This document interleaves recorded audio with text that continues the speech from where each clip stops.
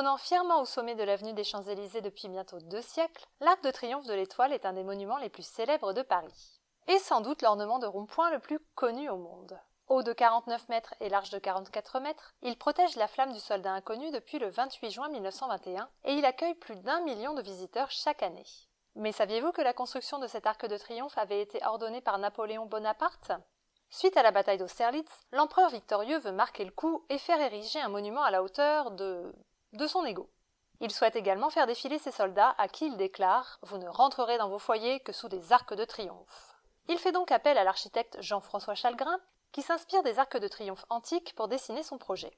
La première pierre de l'édifice, en forme de bouclier, est posée le 15 août 1806, jour de l'anniversaire de Napoléon. Divers rebondissements politiques feront que le chantier prendra un petit peu de retard et que le monument ne sera achevé qu'en 1836. J'espère que les soldats ont pu rentrer chez eux avant la fin des travaux. Ok, ce n'est pas le plus étonnant. Pour symboliser sa victoire sur les Autrichiens et les Russes, la première idée de Napoléon était de faire construire un éléphant géant, avec un musée à la gloire de l'empereur à l'intérieur, tant qu'à faire. Ce projet original n'est pas totalement abandonné, et une première version, en plâtre, est construite en 1814 sur la place de la Bastille. Malheureusement, l'édifice se dégrade rapidement, et dans le roman de Victor Hugo, Les Misérables, l'éléphant en ruine sert d'abri au personnage de Gavroche. Le pachyderme est détruit en 1846 et ses fondations sont utilisées pour ériger la colonne de Juillet qui, elle, est toujours là.